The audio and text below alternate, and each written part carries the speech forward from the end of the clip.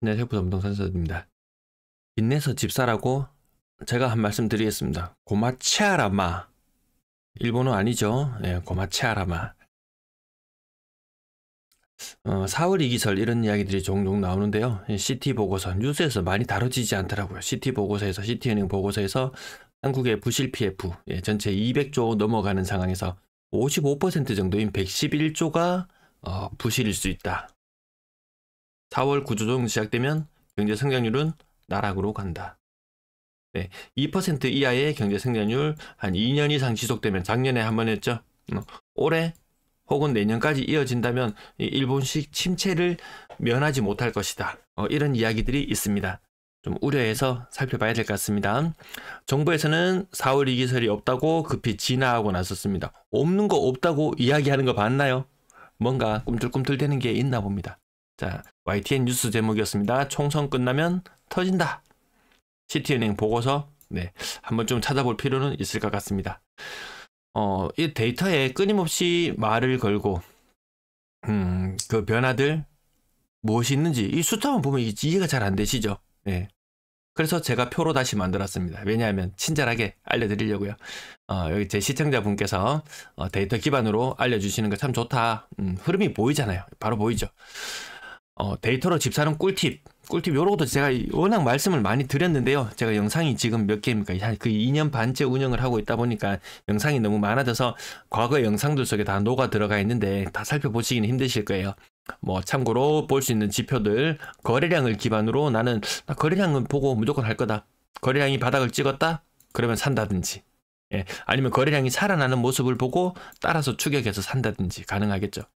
아파트가 이제 많이 늘어났으니까 과거의 거래량의 의미가 조금 퇴색되는 것도 있습니다. 그래서 전체 아파트 숫자 대비 회전율의 측면에서도 고려해 볼 수 있을 것이고요. 아니면 거시 지표인 뭐 금리라든지 이런 것들 또 참고할 수 있을 것이고, 뭐 주택 구입 부담 지수라든지 여러 가지 제가 쭉 시중에 통용되고 있는 그런 것들은 거의 다 한 번씩 다 가지고 오죠. 네, 그래서 이번에 가지고 온 내용은 주담대가 얼마나 변화했는지 그걸 가지고 왔습니다. 그 사람들이 빚내서 집 사는가 봤더니 안 사더라는 거죠. 고마 대출이 그거고 치아란마, 고마 치아란마. 계속 이 부동산 시장을 부양해 나가려면은 부산 기준으로 요거 2조 정도입니다. 2조에서 이렇게 아파트 수가 늘어나고 전체 시장을 띄우려면 자, 이 정도. 네. 이 정도 흐름 정도. 주택담보대출이 뭐 3조, 4조 정도는 나와주면은 사람들이 빚내서 집 사는구나. 그럼 나도 같이 한번 묻어 가볼까 이런 생각을 할 수 있을 텐데요. 2022년도 분위기 식어갈 때 부산 사람들 1조 3천억밖에 대출받지 않았어요. 23년도에는 1조밖에 대출받지 않았어요. 지금 24년 1월 달인데요. 벌써 주담대를 3천억이나 받았습니다. 많이 받았습니다. 이게 폭발적으로 계속 늘어날 것인지 아닌지 눈여겨보면 되겠죠. 그럼 부산 사람들이 빚내서 집 사라고 분위기는 정부에서는 좀 조장은 하고 있죠. 근데 빚내서 집을 안 사더라는 거죠. 요 숫자만 보면 잘 감이 없죠. 22년도에 1조 3천억, 23년도에 1조. 그럼 대구를 한번 볼게요. 대구는 22년도에 2조 4천억, 2조. 대구는 2조 4천억, 2조. 부산이 아파트도 올해까지 지어지고 나면 93만 개거든요. 부산은 아파트가 93만 개. 대구는 아파트가 한 68만 개 요 정도 되거든요. 이렇게 봤을 때 대구가 아파트 숫자도 훨씬 적은데 훨씬 더 많은 사람들이 빚을 내서 집을 사고 있고 부산 사람들은 빚을 상대적으로 덜 내고 있어요. 왜 빚을 덜 내고 왜 할까요? 아직 살아날 때가 아니라는 거겠죠. 분명 가격이 더 많이 조정을 받게 되면 누가 말리지 않아도 알아서 빚내서 집 사고 거래량 늘어나고 이런 변화들이 눈에 띄는 변화들이 보일 거예요. 아직까지 그런 변화들이 보이지는 않더라. 정말 빚 안 내죠. 부산 사람들 정말 빚 안 냅니다. 네, 쿠팡 알리 이용해 주셔서 감사합니다. 제 거래량 보시고 안 됐다 싶으면 좀 이용해 주시면 감사하겠습니다. 여기 알리 광고 한번 해야 되겠습니다. 알리익스프레스 이용자 수가 거의 지금 쿠팡 다음으로 많이 이용하죠. 대대적인 세일을 하고 있습니다. 애니버서리 세일 요 매일 하는 거라서 이거 오픈하면 어제 오픈런 때문에 엄청 싸게는 못 사요. 근데 나름 싼 것들이 많더라. 요 K 베뉴라고 보면은 요 한국관 한국 물품만 전문적으로 취급하고 한국에서 발송하죠. 야, 먹거리 알리익스프레스 못 사겠다. 이런 거 이거 싸거든요. 구룡포 이거 방건조 오징어 뭐 10마리인가? 뭐 하여튼 굉장히 쌉니다. 쇼핑 지원금 14,000원, 16,000원. 원래 정가 기준으로 30,000원인데 16,000원. 다른 데보다 싸긴 싸요. 이게 중국에서 오는 거 믿을 수 있냐라고 하는데 아닙니다. 이거 한국에서 발송하는 겁니다. 한국 사업자들이 물건을 등록해서 하는 거거든요.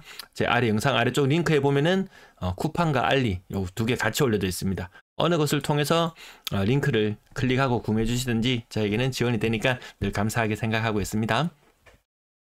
거래량은 일부 살아나지만 그거 의미 없더라. 매물이 계속해서 늘어나더라. 이 매물을 어느 정도 소진시켜내야지 상승을 위한 기반이 닦였다. 거기다가 뭐 금리까지 내려주고 여러 가지 뭐 제반 사항들이 갖춰져야 되는데 아직까지는 그렇게 분위기를 띄울 수 있는 요소보다는 도사리고 있는 위험이 더 커 보이죠. 전세 물량은 정체 멈춰 있고요. 월세 물량은 또 다시 조금 감소. 대구는 다 상승세로 돌아섰다고 말씀드렸죠. 희한합니다. 대구 좀 특이한 현상은 오늘 기준으로 거래량은 부산보다 더 많습니다. 근데 전세 월세 거래는 확연히 줄어들었어요. 대구는 평균적으로 많이 구매되고 있는 걸 보면은 평균적으로 한 30에서 35% 정도 하락했는 이런 실거래가가 굉장히 많이 뜹니다. 부산은 평균 한 28.5% 이렇게 말씀을 드리는데요. 가격이 싸지니까 알아서 거래량이 늘어나고 알아서 대출을 많이 받더라. 부산은 아직까지 그런 단계까지는 아닌 것 같습니다. 거래량도 좀 시원찮고 전세 거래는 조금 많이 되고 사람들이 왜 이렇게 변심을 했나요? 2019년 조정대상지역 해제되고 폭발적으로 이때 한번 볼까요? 분위기 식었을 때 부산 기준으로 분위기가 많이 식었을 때 사람들이 대출을 얼마나 내요? 이렇게 1조대로 확 떨어 1조 8천억대 그러던 것이 빚내서 사람들 집 사는 분위기가 되니까 갑자기 4조 이때까지만 해도 부산 분위기 대단했었거든요. 근데 그 이후로는 시름시름입니다. 빚내서 사는 게 시름시름입니다. 왜 이렇죠? 부산 사람들 실망했나요? 그래서 뭐 주식 요즘에 한창 난리잖아요. 부동산 시장이 이 젊은 세대들 2030 일찍이 코로나 그 시기 무렵 때문에 일찍이 막 주식 시장이나 코인 시장이나 이렇게 뛰어들었죠. 이게 막 수익률 한번 터지면 이게 장난이 아니잖아요. 물론 많은 사람이 훨씬 더 많은 비중을 차지하니까 안정적인 부동산으로 간다. 이렇게 이야기를 하는데 여기에 맞들인 사람들이 야, 부동산 반등했죠. 작년에 반등해서 많으면 한 10% 정도까지 반등했는데요. 연간 10% 수익률? 야, 여기에 뇌구조가 이렇게 돼버리면은 힘들죠. 거래량 143건, 오늘 대구의 거래량은 200건이 넘었습니다.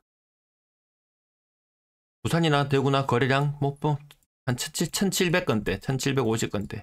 아파트 개수 대비로 하면 부산의 회전율, 거래량은 약간 더 많지만 회전율 측면에 있어서는 대구보다 확실히 덜 거래되고 있는 것을 느낄 수 있습니다. 그리고 지금 3월의 거래량 1055건 지금 현재 진행되고 있는데요. 한 절반 정도 거래되었습니다. 절반 정도 거래되었다고 보면 되거든요. 그럼 3월의 거래량은 한 2,000건까지 나올 것 같습니다. 3월의 거래량. 그럼 이게 대단하냐? 라고 물으면 늘 아니라고 말씀드리죠. 부산의 예년 평균의 거래량은 3,000건 정도 선이었으니까 여기서 조금 많은 거, 조금 적은 거 너무 예민하게 반응하지 않고 조금 더 길게 혹여나 오르더라도 3,000건에 근접하고 난 이후에 나는 그때 거래량 확실히 늘어나는 거 보고 살래. 그것도 하나의 방법이 될 수 있으니까요. 그래서 딱 정해진 건 없습니다. 그렇다고 이 모든 그 집 살 수 있는 모든 조건들을 다 짜맞춰 가지고 나는 완벽한 공식을 만들어내야지. 그런 거는 힘들더라고요. 물론 주택구입 부담지수나 이런 것들도 하나의 상당히 좀 금리나 집 가격이나 여러 가지를 반영한 것이기 때문에 주택구입 부담지수가 하나의 집을 살 수 있는 뭐 지표 될 수는 있어요. 근데 주택구입 부담지수에 뭐 소득이라든지 여러 가지 지표를 입력하는데 이것이 불명확하더라. 네, 부산 지역에 있는 그 공기업 있잖아요. 주택금융공사 하여튼 부산에 있는 공기업이거든요. 전화해갖고 제가 물어봐도 안 알려줍니다. 안 알려줘요. 기자예요? 뭐예요? 이렇게 물어보시던데 아무튼 이 정보가 투명하지 않기 때문에 우리가 이 숫자도 스스로 어느 정도 계산할 수 있는 능력을 갖춰야지 가능한 것 같고, 어쨌든 뭐 대출 금액 늘어나는 거 저것도 하나의 지표는 될 것 같고요. 부산도 이 30%씩 하락하는 게 보통 25% 느낌이죠. 예. 맞상 올라가고 늘어가고 5% 변동. 연간 5%씩 한 10년에서 한 60, 70, 80% 늘어나면요, 집값에 나는 한 절반 정도 대출 받았다. 6억짜리 집을 샀는데 3억 내 돈, 3억 대출 받았다. 그럼 나중에 한 10년 지나고 나면 이 6억짜리 집값이 한 9억에서 10억 정도는 돼야지 거의 본전 느낌일 거예요. 이 금융비용, 여기 이자도 나가죠, 집세도 나가죠, 세금도 나가죠, 뭐 여러 가지들 생각해 보면은 생각보다 많이 올라야 됩니다. 근데 주변에 있는 집값이 코로나 때 한창 때 막 폭발했었죠. 과연 또 그런 폭발적인 상승이 나타날 수 있을까라고 생각해 봤을 때 좀 힘들어 보이죠. 그렇게 했을 때 이 주택시장이 얼마나 투자로서 매력적인가? 뭐 인기 있는 곳, 돈 많이 들어가고 돈 내고 돈 먹기 시장에서 돈 더 많이 투입되면은 뭐 더 많은 수익이 보장될 수 있겠지만, 그 퍼센트로 봤을 때 조금 약간 갸웃하게 만들죠. 예. 자, 나머지 여기 좀 고가의 아파트들 뭐 평균적으로 20에서 25% 정도 느낌 난다는 거. 네. 얘는 25% 조금 떨어지고, 요 정도 보면, 네, 6억 이상 아파트 평균적으로 한 25%, 그리고 6억 아래쪽은 조금 더 빠지는 느낌. 그리고 한 3억대에서 4억대 정도 아파트 보면은 하락률은 적어 보이지만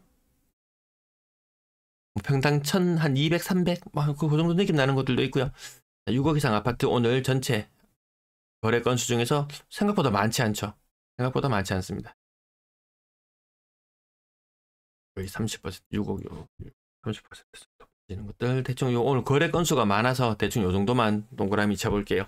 뭐 어디 아파트 좋냐 추천 좀 해봐라 그런 이야기 안 해도 여기 가격대 딱 묶어서 국평, 대형평 형들 제껴놓고 국평 위주로 딱 해봤을 때 요 동네는 한 5억 중후반. 앞으로 5억짜리 아파트 보면 괜찮잖아요. 5억짜리 아파트, 5억대 아파트 사람들이 많이 선호합니다. 그 정도면은 평균 자산 수준이나 이런 것들을 견주어 봤을 때 부산 사람들 평균 자산 얼마인가요? 평균 자산 2.4억. 상위 30%. 평균이라고 하는 건 평균이 아니죠. 평균은 여기 한 3.7억 정도 되나요? 3.7억. 그 다음에 중위 자산 2.4억. 근데 집값이 5억, 6억. 이 상위 한 10%, 20%? 뭐 집값 5억, 6억, 뭐 10억이니 뭐니 뭐 이렇게 이야기하지만, 이건 진짜 5억, 6억짜리만 살아도 상위 10%, 물론 부채가 없다는 가정하에 요 정도 딱 자산만 있어도 상위 10%는 되지 싶습니다. 너무 큰 금액에 많이 뭐 위축될 필요도 없습니다. 네. 이 상위 30%가 4억 자산이 안 되는 걸요. 자, 대략 30% 정도 빠지는 거, 요 정도가 평균, 네, 평균 모습. 예, 앞부분 제가 지금 뭐 오늘 다른 부분도 계속 말씀드리는 부분이 차라리 큰 흐름이 더 중요하고, 가격은 지금 몇 달째 계속 그 자리입니다. 그 자리. 이건 뭔가요? 예. 약간 이 특수한 층들 있는 것들 있죠. 특수한 층들 때문에 하락률 커 보이지만, 아무튼 낙폭이 더 커진 건 맞다. 낙폭이 더 커진 건 맞다. 띄엄띄엄 조금씩 있지만 낙폭이 미세하게 커지는 부분들 그냥 느끼고 지나가면 될 것 같습니다. 요 정도 제가 지금 부산에서 집을 꼭 산다면 요 정도 느낌. 하락률 28% 정도.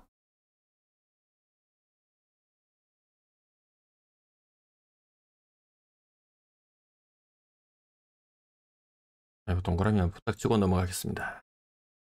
구축의 하락률이 커지고, 좀 잘 선택을 하면은, 제가 봤을 때는 지금 선택을 한다면 이 길 하나 건너서, 신축은 7억인데 길 하나 건너서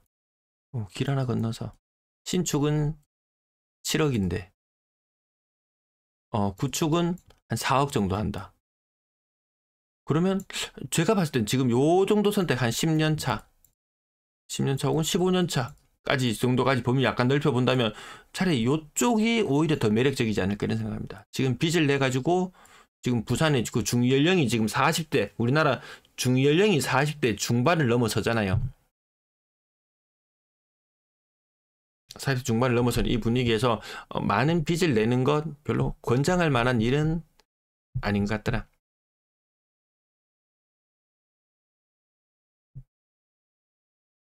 가격 아래쪽은 또 많이 빠지는 모습 보이고요. 지금 3월의 거래량도 절반 정도 지금 거래 신고가 되었는데 계속 빠지고 있죠. 이 분위기가 언제 22년도 파란색 선 여기 있죠. 파란색 22년도 얘를 따라가 보면 요때 보면 요때 가격입니다. 요때 가격. 그래서 거래량이 더 줄어들면은 더 싼 아파트 거래되고 비싼 아파트 거래 안 되면 22년 차트의 역순으로 요런 느낌으로 요 가격대 평균 3억대 가격까지도 떨어지는 그런 사태가 또다시 올지도 모르겠습니다. 그러면 누군가는 위기를 느낄 것이고 누군가는 기회를 엿볼 것이고 제 시청자들은 기회를 엿보는 분들이 아마 더 많으신 것 같아요. 팔고 튀려고 하는 사람들보다 조금이라도 또 좀 저렴하고 합리적인 가격을 찾는 사람. 그렇다고 뭐 아파트 한 채 875? 이런 건 아니죠. 이런 건 아니죠. 자, 거래량은 위축될 수밖에 없다. 정책자금 60조 투입. 올해는 정책자금 30조 투입. 분명히 달라질 수밖에 없습니다. 아까 대출 총액 보셨죠? 부산 대출 총액이 주담대가 쭉 늘어나는 시기에 아파트 매매 가격도 올라갔었거든요. 지금은 주담대 줄어드는 시기죠. 이게 다시 늘어나는 것이 제가 매달 추적해 드릴게요. 제가 한국은행에서 발표하는 주택담보대출 그 자료였거든요. 네, 그거 보여드릴 테니까 참고로 보시고요. 아이고, 차트가 잘못된 얘기 붙었네요. 비싼 아파트 300건 돌파. 300건 돌파. 점점 힘들어지죠. 비싼 아파트 적격대출 6억 이상 막히고 점점 어려워지는 형국이 맞습니다. 시장 분위기가 좋아지려면은 얘가 제일 먼저 반응합니다. 늘 다른 어떤 지표보다 이 고가의 아파트들 얘들이 가장 빠르게 반응하더라고요. 지금은 반응이 오다가 말죠. 부산 사람들 대출 안 낼 결심을 했습니다. 대출과 헤어질 결심. 분양권 거래량 좀 시름시름하고요. 전세 거래량도 크게 많지 않다는 부분 근래 말씀드리면서 일평균 아이고 제가 여기 0을 집어넣었어야 되는데 0을 못 집어넣어가지고 건수가 안 나왔는데 많을 때 요 100건 정도였는데 지금 아마 한 90건? 네 90건 일평균 90건 정도 나오는 것 같습니다. 평균 전세 가격 빠지고 있습니다. 가격 올라서 집값 오른다는 그런 언론의 이야기 안 들어도 되겠더라. 우리 부산 지역 이 중앙 언론에서 다뤄주지 않습니다. 네, 시청 감사합니다.